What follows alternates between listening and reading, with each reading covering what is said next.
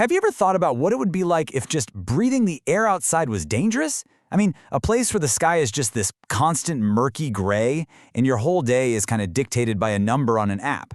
Well, for millions of people in Delhi, this isn't some sci-fi movie, it's what they face every single winter. So, let's dive into this emergency and look beyond the usual smokescreen. So this number, 610, this was an actual air quality index, or AQI, reading in Delhi recently. Now, to give you an idea of just how bad that is, anything over 300 is considered hazardous. That's the level where emergency warnings go out to everybody.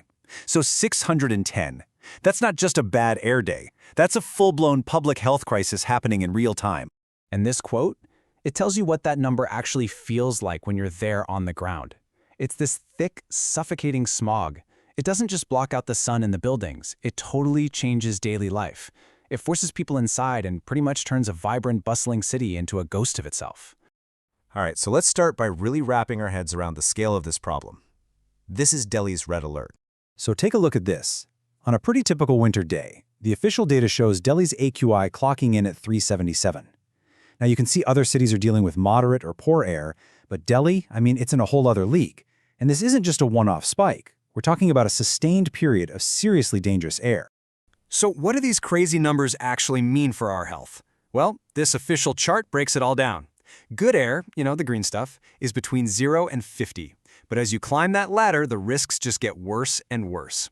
That 377 we just saw, that lands right in the very poor category. And look at the description. It triggers health alerts where the entire population is likely to feel serious effects. Anything above that is just flat out hazardous. This isn't just a problem for kids or the elderly, it's a danger to absolutely everyone.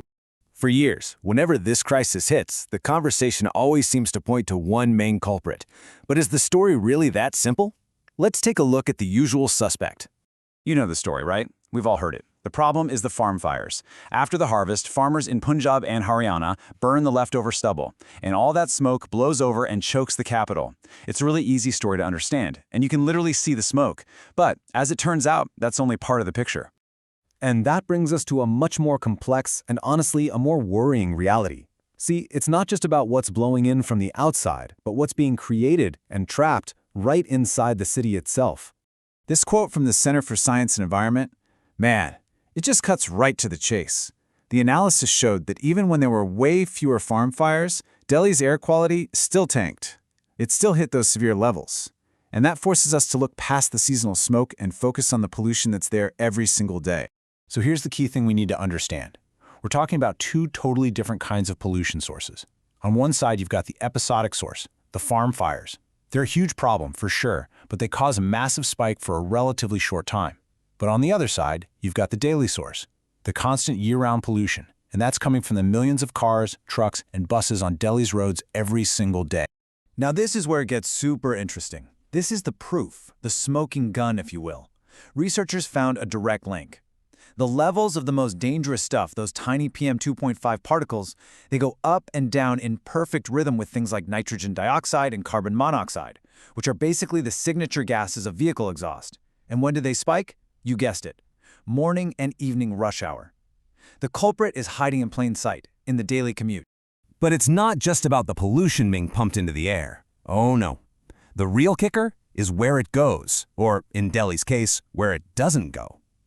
The city's unique winter weather creates the perfect trap. Okay, let's break this down. It's like a three-step recipe for disaster. First, you get what's called a temperature inversion.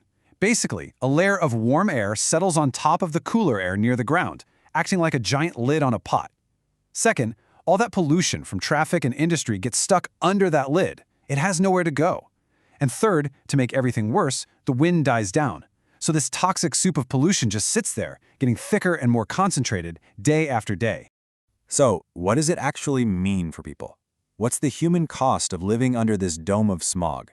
Well, it's a daily struggle, and it has severe consequences for everyone in the city. The number one villain in this story is something called PM 2.5. And these aren't just, dust motes. Think of them as microscopic assassins. They're so incredibly small that they can bypass your body's natural defenses, get deep into your lungs, and even get into your bloodstream. We're talking direct links to asthma, heart attacks, strokes, and permanent lung damage. So when things get this critical, the government has to hit the emergency button. It's called the Graded Response Action Plan, or GRAP, Stage 4. And look at what this means for daily life. The whole city basically goes into lockdown. Construction sites are shut down, polluting industries are closed, older cars are banned from the roads, and even schools have to send kids home. This isn't really a plan. It's a desperate attempt to stop a city from literally choking itself. Okay, so reacting to a crisis is one thing, but what if we could actually get ahead of it? This is where technology offers a real glimmer of hope. I mean, think about it. This is the key question, right? Instead of waiting for the AQI to hit 600 and then shutting everything down, what if we could see it coming days in advance? What if we could act before it becomes an emergency? The answer, believe it or not, lies in machine learning. It sounds complicated, but the idea is pretty simple. You take massive amounts of old data on pollution levels, traffic, weather, all of it, and you feed it to a computer. Over time, you train the computer to see the patterns that lead to a really bad pollution event. You're basically teaching it to predict the future of the air. And how well does it work? Get this, research shows these models can predict air quality with an accuracy of 93.4%. That is an incredibly powerful and reliable tool for knowing a crisis is on its way. So let's connect the dots here, right? You've got this complex science stuff on the left, all that data analysis, and it leads directly to something incredibly practical and life-saving on the right, a clear health warning. If you can accurately forecast the pollution, you can warn people and put restrictions in place before the air becomes toxic. You can actually prevent the worst of the crisis. But here's the thing. Prediction is an amazing tool, but it's not the final solution. It won't clean the air on its own. The real fix? Well, that requires a fundamental, long-term change in how the entire city operates. According to the Center for Science and Environment, just tinkering around the edges isn't going to cut it anymore. What's needed is a leapfrog strategy.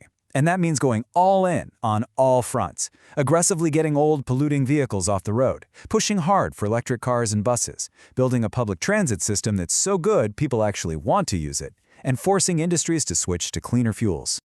And all of this really boils down to one huge, crucial question. It's not just about cleaning the air. It's about figuring out how a massive, growing city like Delhi can develop and thrive without poisoning its own people. The technology and the policy ideas are there. We have a roadmap. But making it happen is going to take incredible political will and a massive public push. The question isn't what needs to be done anymore. It's whether it can be done in time.